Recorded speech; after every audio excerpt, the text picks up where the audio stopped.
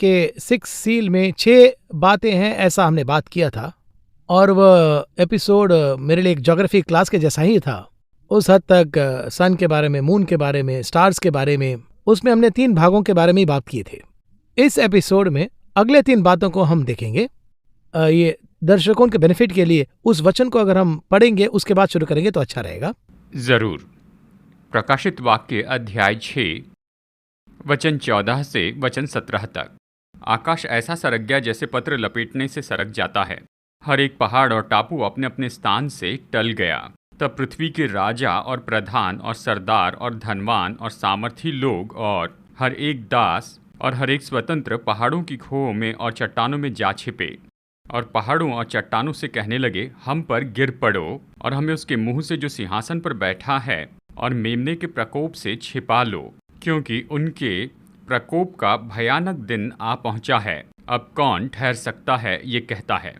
बहुत ही इंटरेस्टिंग है और ये डिटेल्स भी बहुत ही इसके अंदर है। इसे जरा आप एक्सप्लेन करिए ना। अभी हम यहाँ इसमें से बहुत ही मुख्य विषय पर देखेंगे।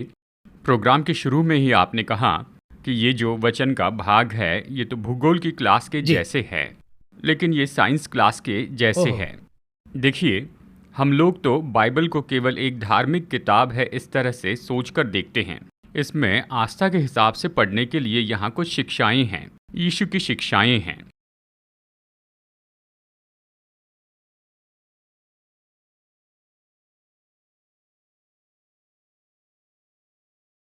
लेकिन ये तो ऐसी है कि आप कोई भी विषय लेकर इसे पढ़ सकते हैं। साइंस लो तो साइंस, मेडिसिन लो तो मेडिसिन, भूगोल कहिए तो भूगोल है, आर्कियोलॉजी, और अगर इतिहास देखें तो इतिहास है। किसी भी विषय पर इसमें पढ़ सकते हैं। मैनेजमेंट, सब कुछ है। टाइम मैनेजमेंट, देखिए सब कुछ है। मीडिया, सब कुछ है। कुछ भी नहीं ऐसा इसमें ये नहीं, ऐसे नहीं कह सकते, इसमें सब कुछ है। जिस एंगल से देखते हैं ये उसी के आधार पर होता है। अब 6ठे अध्याय को देखते हुए वचन 14 में यहाँ पर एक एक करके हम इन बातों को देखते हैं।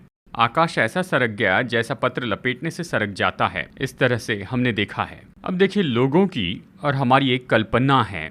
इस वचन को पढ़कर ऐसा ही होगा, ये अपेक्षा करते हैं।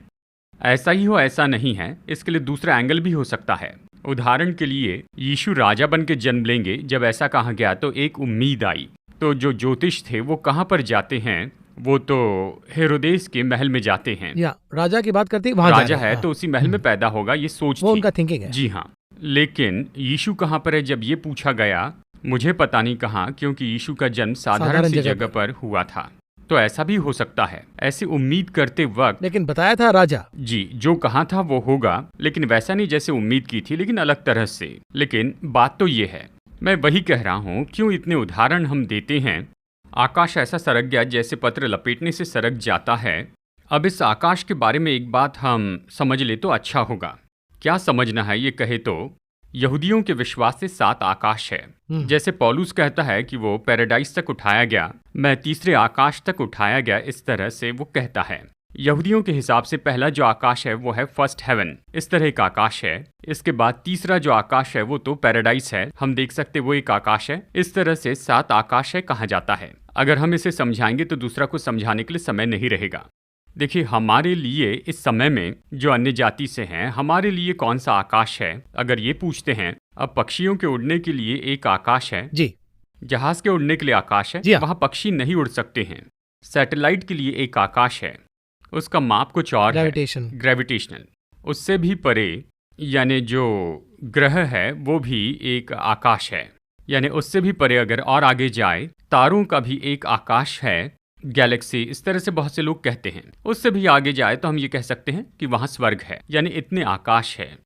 अभी अगर आप कहें कि ज्योग्राफी या साइंटिफिकली इसे देखना है तो परमेश्वर ने सूर्य और चांद के बीच में कुछ फिल्टर्स रखे हैं। ये कौन से फिल्टर है? वचन कहता है, नूह के समय में भूमि का सारा पानी एक जगह पर जमा हुआ था। जमे हुए पानी को परमेश्वर ने आकाश की सीमा ये नाम दिया। अब सूरज और पृथ्वी के बीच में क्या आता है? आकाश की सीमा आती है। देखिए, इसके बारे में हम जानते हैं, ओजोन लेयर की एक परत होती है ना? केवल यही नहीं, और चुंबकीय क्षेत्र यानी मैग्नेटिक फील्ड पृथ्वी को रोके हैं। उसके कारण पृथ्वी अंतरिक्ष में घूम रही है, नहीं तो फिर घूम नहीं पाती। अब ये 3 परत हैं उसके बाद सूरज और चांद है। वहां से जो किरणें आती है 3 बार फिल्टर होकर पृथ्वी तक पहुंचती है। नूह के समय में आकाश के द्वार खुल गए थे, वाटर कैनोपी आ गई। उत्पत्ति की किताब अध्याय 7 वचन 11 में, वचन 10-11 में ये आ गया। अब ये 2 फिल्टर चले गए, ओजोन लेयर, और ये चले गए। अब एक ही है, मैग्नेटिक फील्ड है। इसलिए नूह के समय के बाद में उम्र कम होती चली गई। नूह के समय तक 950 और 965 और 969 आमतौर पे ही ऐसा ही है, इस तरह से था। अब देखिए नूह के समय के बाद देखे तो जल प्रलय के बाद देखिए उनकी उम्र थी 450, 400, बिल्कुल आधी हो गई। कारण है अल्ट्रा वायलेट रेज भूमि पर आई, जब ये फिल्टर जाता है तो उम्र घटती जाती है। उसके बाद में भी एक काम हुआ है, उसके बाद में उम्र 200 साल की हो गई। यानी देखिए अभी हमारे समय में आकाश ऐसे सरक गया जैसे पत्र लपेटने से सरक जाता है, मतलब ओजोन लेयर घट रही है। देखिए ये तो आकाश में एक परत के जैसे है, स्क्रीन जैसे है। अब ये जो छन्नी है ये, और हम जो उपयोग कर रहे हैं उसके कारण कार्बन डाइऑक्साइड बढ़ते जा रहा है। एक प्रोटेक्शन है, ये प्रोटेक्शन है। अल्ट्रा वायलेट रेस को ये फिल्टर करते जाता है। अब क्या हो गया, ये खुलते जा रहा है और अल्ट्रा वायलेट रेज आने लग गई हैं आकाश से। सूरज की जो किरणें आती है उसमें, वो तो हमारे शरीर के लिए हानिकारक है। बीमारियां, कीटाणु सब कुछ पृथ्वी पर आ रहे हैं। तो आकाश ऐसा सरक गया जैसे पत्र लपेटने से सरक जाता है। इसका यहाँ पर क्या अर्थ होता है, ओजोन लेयर घटती जा रही है। हमारी आंखों के सामने ये हो रहा है अभी। देखिए उसके बाद जो छठी मोहर का समय आएगा, पूरा ओजोन लेयर खत्म होगा। आज सभी लोग इसी तरह से कह रहे हैं कि एक दिन ओजोन लेयर पूरी तरह से खत्म हो जाएगा। अब देखिए करीबी दिनों में ही ये सब कुछ होने वाला है। देखिए इसकी एक चेन है, उस मैं बाद में बताऊंगा। इसके बाद में क्या होने वाला है अगर पूछे तो देखिए भूमि चौंक जाएंगी जी। इसके पीछे कारण है। देखिए अभी भूमि की चुंबकीय शक्ति में भी दरार आ रही है। सन 2017 में ऊटी के वैज्ञानिकों ने एक खोज की है और इसके बारे में अखबार में भी छपा था। उन्होंने कहा था कि चुंबकीय क्षेत्र में एक विस्फोट हुआ है। अब इस विस्फोट के कारण क्या हुआ, अब भूमि की जो चीजें हैं उसमें क्या हो रहा है, वो धीरे धीरे यहाँ भूमि की ओर खींची जा रही है। यानी ट्रांसफार्मर का जैसे विस्फोट होता है ये उसी तरह से होता है, ऐसे उन्होंने अखबार में बताया था और उसकी कटिंग मेरे पास में है। अब देखिए ये तो दूसरे स्तर पर है। और फिर तीसरे स्तर में, तीसरे चिन्ह में हम क्या देखेंगे, अगर ये पूछते हैं भूमि के राजा, प्रधान और जितने भी धनवान हैं, चाहे जितने भी लोग क्यों न हो, ये पहाड़ के नीचे या गुफाओं में छिप जाएंगे। ये चिन्ह तो सबसे महत्वपूर्ण चिन्ह है। मैंने पिछली बार आपको पहले ये बताया था, आगे जो भी होने वाला है उसकी शुरुआत हमारे समय में हो रही है। आप इसे समझ रहे हैं ना? बाद में जो घटनाएं होने वाली हैं उसकी शुरुआत तो पहले कहीं ना कहीं होनी है। अब उसकी शुरुआत हो रही है। अब छठी मोहर में जो कुछ भी होने वाला है उसकी शुरुआत तो पहले ही हमारे समय में हो चुकी है, शुरू हो गया। ये शुरू हो चुका है। ये अंतिम समय है। अंतिम समय कब शुरू हो गया है? 2000 साल पहले शुरू हुआ। अभी अंतिम समय है कहे तो ये अंतिम समय है, इस बात को नहीं मानते। अंतिम समय तभी शुरू हो गया है। उस समय के लोग इसे अंतिम समय कहते थे। इसी तरह हर एक विषय के पीछे निश्चय ही स्टार्टिंग पॉइंट होता है। यीशु मसीह क्रूस पर आए और अपना खून बहाया और पूरी दुनिया के पाप मिटा दिए। ये भविष्यवाणी थी। लेकिन खून बहाने के लिए उन्हें 30 साल पहले जन्म लेना पड़ा था।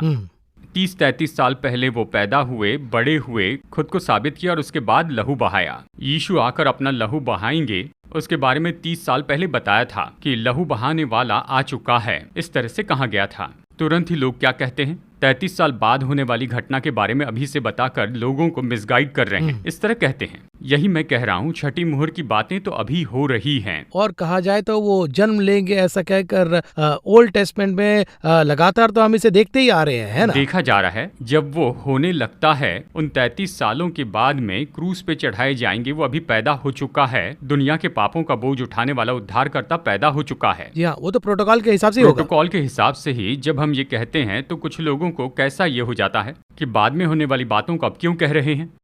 इसीलिए देखिए इसकी शुरुआत है, वही हम कह रहे हैं। तो जब हम इसे पढ़ते हैं और ये सब देखते हैं तो हमें कंफ्यूजन में नहीं रहना। लेकिन वैसे ही तो लिखा है, लेकिन हम इसे कंफ्यूजन से ले लेते हैं।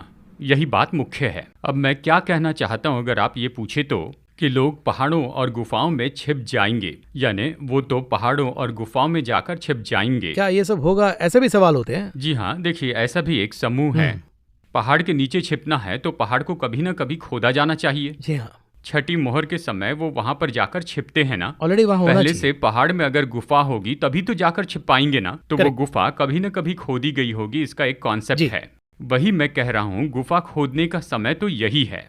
मैं ये क्यों कहना चाहता हूँ, अगर इस तरह पूछे तो देखिए, पिछले एपिसोड में मैंने आपसे ये कहा था कि हम इसे बाद में देखेंगे, जापान के साइंटिस्ट के बारे में, जापानीज साइंटिस्ट के बारे में। नाम है मिकाई काकू। 2010 और 11 में उन्हें बहुत ही मुख्य थीसिस सबमिट की। उसमें उन्होंने सोलार सुनामी के बारे में बताया है। सूर्य से आने वाली किरणों के बारे में, भूमि पर उसका कैसे प्रभाव पड़ता है, इसके बारे में बहुत से विषय पर बताया है। तभी से हम ये बातें लोगों तक पहुंचाते जा रहे हैं। और जब हम इस तरह से बताते हैं तो एक समूह कहता है ये तो लोगों को डरा रहे हैं।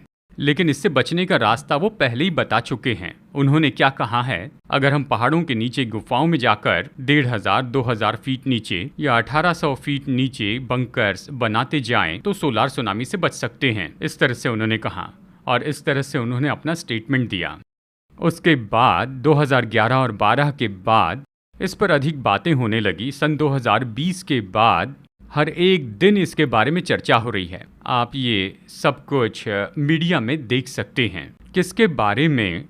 तापमान का घटना और बढ़ना, ग्लोबल वार्मिंग। ये तो आपने सुना ही होगा। अभी तो वो कॉमन वर्ड हो गया, आम शब्द बन गया है लोगों के लिए। ये तो ग्लोबलाइजेशन है। ये अभी तो बिल्कुल साधारण सा शब्द बन गया। इसके पीछे की गंभीरता चली गई, पूरी तरह चली गई। केवल एक समूह इसकी गंभीरता को जानते हैं। जो विकसित देश हैं उसमें 6 साल के बच्चे को भी गंभीरता पता है। ये तापमान बढ़ने के बारे में, ग्लोबल वार्मिंग के बारे में, लोगों को इससे बचाने के लिए, दुनिया को इससे बचाने के लिए संघर्ष करते जा रहे हैं। ये ग्लोबल वार्मिंग क्या है, अगर इस तरह से आप पूछते हैं तो, यानी अभी इस पृथ्वी पर जो भी कारखाने हैं, गाड़ियां हैं, इनसे जो भी निकलता है, यानी carbon dioxide, methane, pollution, methane इस तरह कहते हैं, ये सब जाके क्या करते हैं? यहाँ पर आपको परमेश्वर का स्वभाव और उसने जो बनाया उसे समझना होगा। इस पृथ्वी पर वो एक ढाल के जैसे है, जैसे हम ग्रीन हाउस कहते हैं ना। इसके बारे में पूछे तो देखिए, मनुष्य को ऑक्सीजन की ज़रूरत है। इसे पाने के लिए परमेश्वर ने बहुत से काम किए हैं मनुष्य के लिए। उसे बनाने के पहले ही पेड़ पौधे ये सब परमेश्वर ने बनाए थे। इसमें से आने वाला ऑक्सीजन जैसे ऊपर जाता है फिर से धरती पर आता है। मनुष्य को इसकी जरूरत है, ये वेस्ट ना हो। प्रभु ने ऐसे ही बनाया। वही बनावट है, उसका नाम ग्रीन हाउस है। वो ऊपर जाकर फिर पृथ्वी पर आ जाता है। अब देखिए, एक समय काल ऐसा आ गया कि मनुष्य क्या करता है, ऑक्सीजन देने वाले पेड़ काट देता है। पहले सोर्स चला गया और इसके जवाब में उसने क्या किया, सड़कें बना दी और उन्नति करनी चाहिए। बड़े शहर बनाकर उन्नति चाहिए, शहर में कारखाने बनाएं और भी ज़्यादा उन्नति करनी चाहिए। और इस तरह से नगर, महानगर इस तरह से बढ़ते चले गए। पूरा कार्बन डाइऑक्साइड ऊपर जाता है। यानी अभी जहाँ पर फैक्ट्रीज हैं, जहाँ पर घर हैं या जहाँ पर सड़कें हैं, उसके पहले वहाँ पर पेड़ थे। यानी उतना ऑक्सीजन, मैं तो कहूँगा जैसे अभी पेट्रोल पंप और डिपो है, वैसे मानो वो तो ऑक्सीजन के डिपो थे। ये पेड़ के ऑक्सीजन डिपो अभी बंद कर दिए गए। उस जगह के पेड़ काट कर वहाँ पर अभी गाड़ियाँ चलाने लगे। ये सारा कार्बन डाइऑक्साइड ऊपर जाता है, जैसे ग्रीन हाउस में होता है, वो कार्बन डाइऑक्साइड फिर से नीचे आता है। कार्बन डाइऑक्साइड तो 20 होना चाहिए, लेकिन अब एयर पोल्यूशन को ही देख लीजिए, दिल्ली में तो 400 के ऊपर चला गया। मनुष्य के जीने के लायक जगह नहीं, ये कहते हैं। इस हद तक एयर पोल्यूशन जो हो गया वो तो बहुत ही गंभीर है। इसका नाम ही ग्लोबल वार्मिंग है, जो सबसे बड़ा विषय है। जो नीचे से ऊपर जाता है फिर क्या होता है, वो फिर से नीचे आता है। देखिए, अगर प्रतिदिन पेट्रोल यूज करेंगे, डीजल यूज करते जाएंगे, तो उससे आने वाला धुआं, कारखानों से आने वाला धुआं, यानी एक तरफ पेड़ काट कर सड़कें बनाई जा रही हैं, ये सब मिलके भूमि किस स्तर पर आ चुकी है। अगर देखें तो भूमि का तापमान 1 डिग्री सेल्सियस अभी तो बढ़ चुका है। ये 3.5 डिग्री सेल्सियस तक बढ़ने की संभावनाएं कहते हैं। और ऐसा होने पर भूमि के जलने की संभावना है। और ये सब कौन से समय में होगा? ये जो होने का समय बहुत ही करीब है। दुनिया के सभी नेता इस पर चर्चा कर रहे हैं। अगर आप नेट पर जाकर देखें, वो सच में विनती कर रहे हैं। ये जो भूमि है वो तो पूरी तरह से अग्नि से जल जाएगी। बाइबल के कहने पर एक समूह नहीं मानता है। अगर हम कहें तो कहते हैं कि ये तो डरा रहे हैं, कहते हैं जगन डरा रहे हैं, लेकिन वैज्ञानिक ये कह रहे हैं। इस हद तक भूमि का तापमान बढ़ते जा रहा है। इस गर्मी को कम करने के लिए क्या करें? और इसीलिए कार्बन डाइऑक्साइड कम करने के लिए अब तेजी से इलेक्ट्रॉनिक व्हीकल बेचने लग गए हैं। ये इसीलिए ला रहे हैं, पूछे तो ये पेट्रोल और डीजल से चलने वाली गाड़ियां प्रदूषण करती, इसलिए बंद करना है। अगर इसे बंद करेंगे तभी ये संभव होगा। तो यानी देखिए ऐसे समय में क्या करना है, अगर इस तरह पूछते हैं यानी जो लोग हैं वो पहाड़ों में और गुफाओं में जाकर छिप जाएंगे। ठीक है, बाइबल में क्या इसके बारे में कहीं पर बताया गया? अगर इस तरह से पूछते हैं तो प्रकाशित वाक्य अध्याय 6 वचन 15 में जो कहा गया है वो यही है, और होशे अध्याय 10 वचन 8 में भी यही कहा है। इसी के बारे में यशायाह अध्याय 2 में भी बताया है। 3 जगह पर परमेश्वर बार बार कहते हैं जो लोग हैं वो तो निश्चय ही बड़े पहाड़ों और गुफाओं में जाकर छिप जाएंगे, इस तरह से परमेश्वर ने कहा है। बड़ा आश्चर्य क्या है अगर ये पूछे तो ग्लोबल वार्मिंग के बारे में, या कहिए सोलार सुनामी, ग्लोबल वार्मिंग हो चाहे कुछ भी हो, लेकिन जब भूमि की गर्मी इस तरह बढ़ती जाती है और फिर जब ये सब लोगों पर हमला करने के लिए आती हैं, इससे बचने का रास्ता क्या है ये पूछे तो उस दिन इससे बचने का रास्ता क्या है? पहाड़ों में या गुफाओं में जाएं, 1000-1500 फीट नीचे चले जाएं। अगर मैं कहूँगा तो आश्चर्य होगा। दुनिया के बहुत से रियल एस्टेट वाले जो हैं वो तो अंडरग्राउंड रियल एस्टेट बनाने लगे हैं, भूमि के नीचे अपार्टमेंट्स वो बेचने लगे हैं, और इस तरह से अंडरग्राउंड रियल एस्टेट अभी बढ़ने लग गए हैं। यानी अभी छठे मोहर के जो काम है वो तो हमारे समय में होना शुरू हो गए हैं। अब इसे वैज्ञानिक तौर पर भी साबित कर सकते हैं, बाइबल के अनुसार साबित कर सकते हैं। उससे भी बड़ा आश्चर्य है कि ये सब कुछ हमारी आंखों के सामने हो रहा है। मुख्य बात है कि परमेश्वर ने कहा यह छठे मोहर की शुरुआत है, फिर कहूँ छठी मोहर तोड़ी नहीं गई है। छठी मोहर की तैयारी का काम जो है वो तो स्पष्ट रूप में अभी होना शुरू हो गया है, वो शुरू हो चुका है। लेकिन इसके बारे में लोग क्या समझते हैं, यही तो सवाल है। देखिए लोग क्या समझेंगे, वचन 17 में देखिए, उसके प्रकोप का भयानक दिन आ पहुंचा है, अब कौन ठहर सकता है, इस तरह वो कहते हैं। प्रकोप का भयानक दिन क्या हुआ है? आ गया है, आ पहुंचा है। लोग क्या कहते हैं, यहीं पर है, ये आ चुका है। इससे भी बड़े आश्चर्य की बात है कि छठे मोहर के पहले हमने यहाँ पर चिन्ह देखा है। क्या देखा था? ये तो योएल के अध्याय 2 में दिया है। उसी योएल की किताब में दूसरे अध्याय की शुरुआत में परमेश्वर का दिन आ चुका है, ऐसे लोग कहते हैं। अब जो लोग कहते हैं क्या वो झूठ है? बाइबल जो कहती है झूठ है। अब देखिए यहाँ पर अध्याय 6 वचन 17 में ये कहता है कि वो आ चुका है, लेकिन उसके बाद ही तकरीबन और 15 अध्याय हैं। इसके बाद और 15 अध्याय हैं।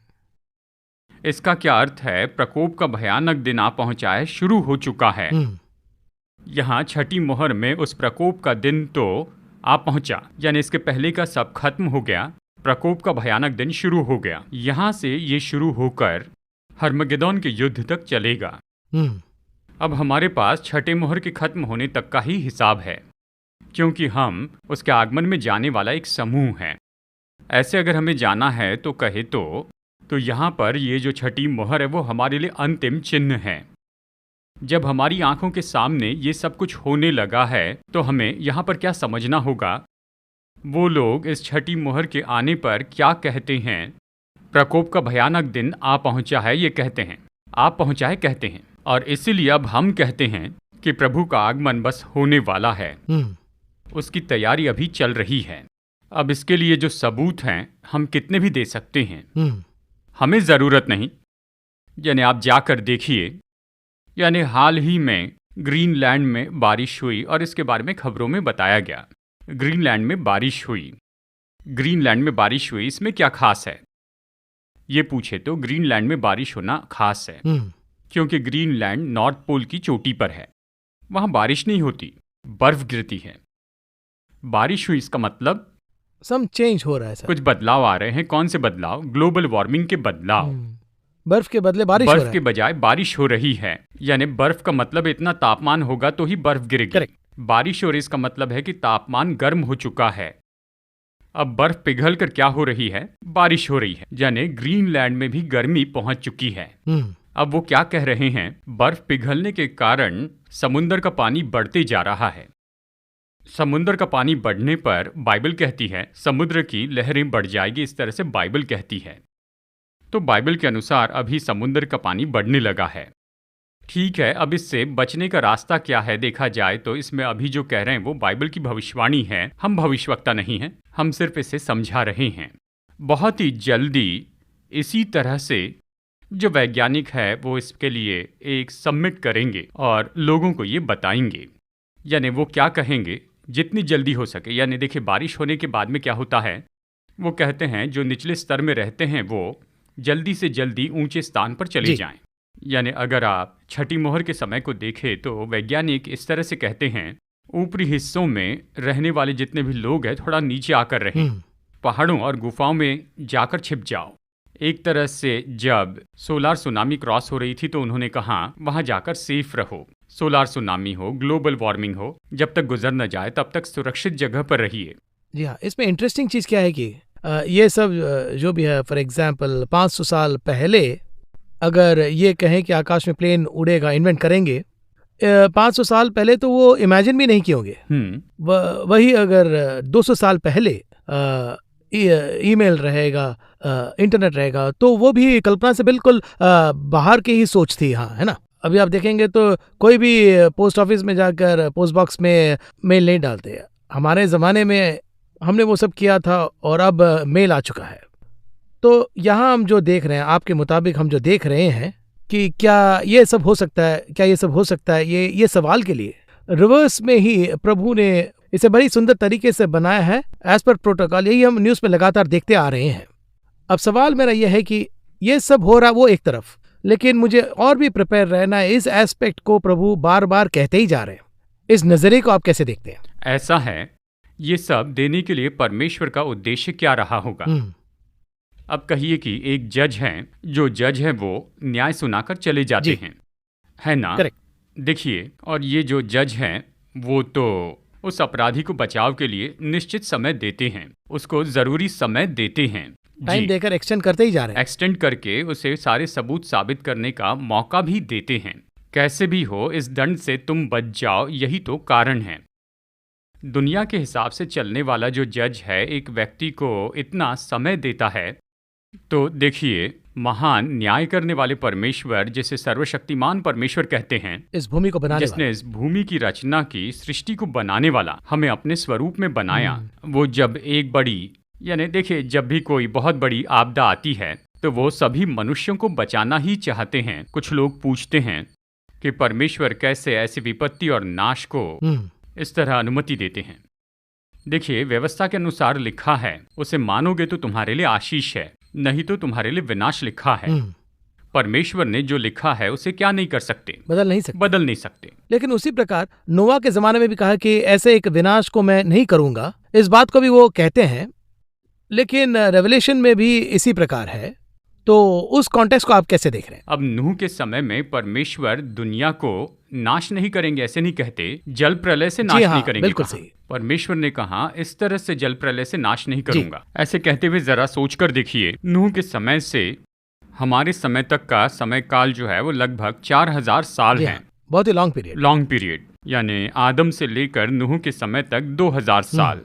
और तब भी परमेश्वर ने उनका न्याय किया और उन्हें परमेश्वर के सामने झुकना पड़ा। तब से लेकर अब तक समय हुआ 4000 साल। फिर भी जो कह दिया वो कह दिया ना। कह दिया है, पर उसे एक्सटेंड करते हैं। निनवे के लोगों को मैं नहीं मारूंगा, नाश नहीं करूंगा कहा। एक जगह पर तो वो कहते हैं कि इन्हें नाश नहीं करना, मैं उन्हें नाश कर दूंगा। ये तो परमेश्वर का न्याय था, वो एक दिन पूरा होगा। फिर से दूसरी पीढ़ी गलती करे तो ये खुद होता है। अभी वही हो रहा है। तो परमेश्वर ने कहा जो छठी मोहर का समय है वो जल्दी आएगा। आगमन में चाहे थोड़ी देर भी हो जाए तो भी हमारी पीढ़ी उसे देख पाएगी।